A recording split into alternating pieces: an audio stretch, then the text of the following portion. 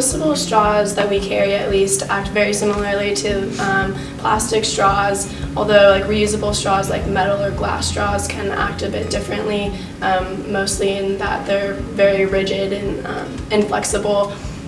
The U.S. is about 5% of the world's population, although we consume over 25% of the world's resources. So one way to lessen this number is to eliminate the use of single-use plastics, one of those things being straws. So plastic is harmful because it doesn't biodegrade, it photodegrades, which means it breaks down into smaller and smaller pieces, and organisms both on land and in the oceans can consume these pieces, and then it can get into our food chain.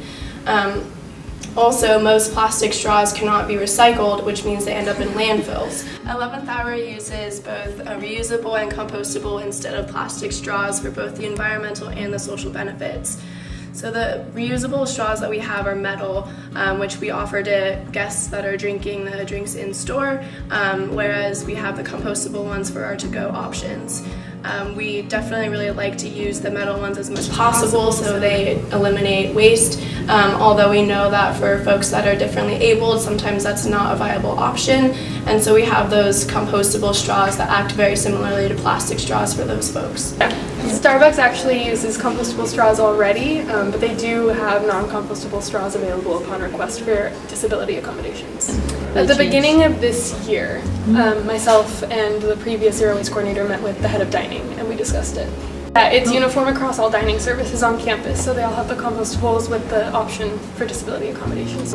And there's compost bins throughout campus also. But it's usually the people that bring their own cups. But I do see a lot of that, and you get the 10-cent discount when you do that. So it's pretty incentivizing.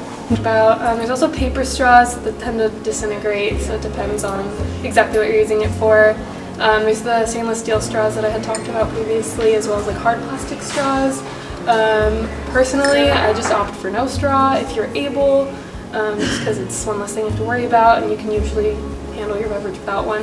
But if you have a disability, then obviously that's something that you need. So, as far as plastic on campus, it's hard for the university to monitor how much plastic waste we get, because we do sell a lot of items that have plastic on them, but we also can't monitor what students bring on and off campus. So if they bring like chips every day or something with plastic, it's kind of uncontrollable in the hands of the university. It starts with students.